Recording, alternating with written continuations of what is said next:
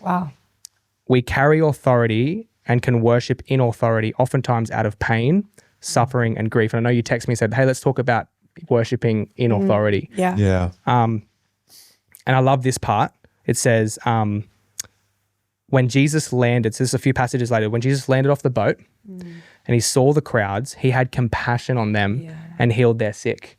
What kind of person comes out of immense grief and your cousin was just beheaded in a brutal way, and you get off the boat and you somehow have enough in the tank to still have compassion on the people, feed them all, perform the biggest miracle you have yet, and then start healing them. And it says he has compassion. That word compassion, I'm not even going to try and pronounce it, but I'll put it up later.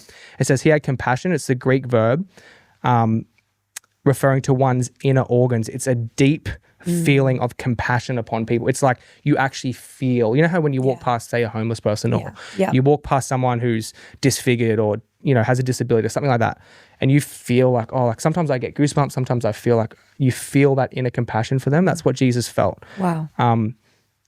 It indicates this, that grief did not harden him, nor did it drive him into numbness. Rather, his response was embodied empathy flowing into action.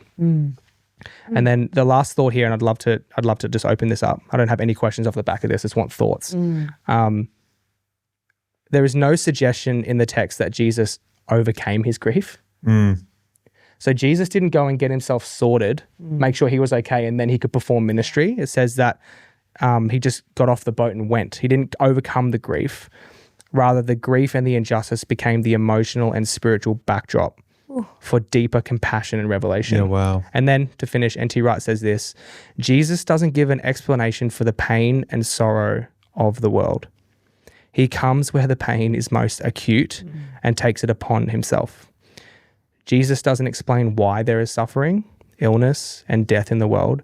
He brings healing and hope. He doesn't allow the problem of evil to be the subject of a seminar. He allows evil to do its worst to him. He exhausts it, drains it of its power, and then emerges with new life. N.T. Wright. Holy moly. And I was really moved this morning because, you know, I know both of you. You guys know me. We've all been through immense pain in different areas of our life. And particularly when it comes to fertility, these guys really struggled to fall pregnant for many, many, many years. Oh. And so did we, and you're still on that journey. So I want to talk about how do we still minister and how do we still be creative and how do we still live this life when we're going through pain and suffering? What do you guys think? Sorry, that was a lot, but when I read it this morning, I literally almost pulled over. I was just like so profoundly impacted. Yeah, it's brilliant. What's that from? What's that? Where's it from? The N.T. Wright. N.T. Wright quote. Is it from a book? It'll be from a book, but I just Googled. good. Yeah, I just found it on Google. So I'll find the I want quote. to read that. Yeah, it'll be from one of his banger books. But what do you guys think? I mean, like, what's your experiences in this? Have you guys felt this before? Like, I know for me, like when I'm going through tragedy, loss, heartache, like my immediate response is numbness. It is to withdraw and then probably just, you know, play the victim. Totally. I mean, that's kind of like natural response, right? I think as well this generation, like I feel like there's a bit of like a lean towards the cultural narrative is victimhood. Like I definitely think in our nation, and I feel like that's what we're constantly fed is like the ways that you can be a victim and so you can really come under that spirit and you can come under that like this is where I've been disadvantaged, or these are the ways. And I think actually like what Jesus does is he empathizes with our pain, but I feel like he totally calls us out of like So real. sitting as like a victim. Yeah. I feel like he brings us into victory while still walking the nuance of, he doesn't do the two-dimensional Pentecostal like it's gonna be so fine. You know what I mean? Like God works all things for good, but like I don't know about that. Yeah, totally. I think Jesus is able to sit in the wrestle while still saying, "Come on, Elijah, come out of your cave." Yeah. You know, I remember sitting down with a pastor.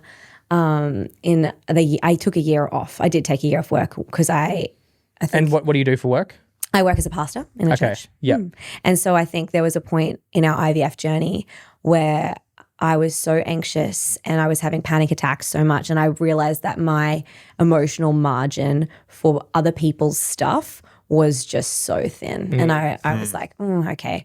I remember we were leading into a Christmas event and I was playing piano for it, and I had like severe performance anxiety where I was just struggling to play stuff that I really should be able to play. I just kept freaking out. And I was like, something is not right. So I talked to a counselor and I think, made the decision to just take a season off. But I remember speaking to a pastor in our area who had actually lost her husband.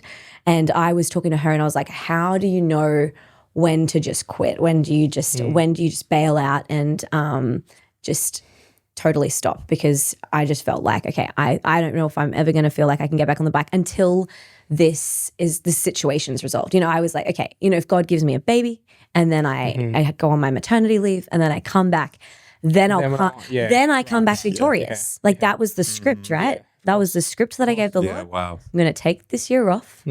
And as that year I was ending and I was really wrestling, like, I think God's like saying I need to go back in. I remember having this conversation and again, she just said to me, like, only you will know, but there is a point where God will say, like, Elijah, it's time to come out of that cave.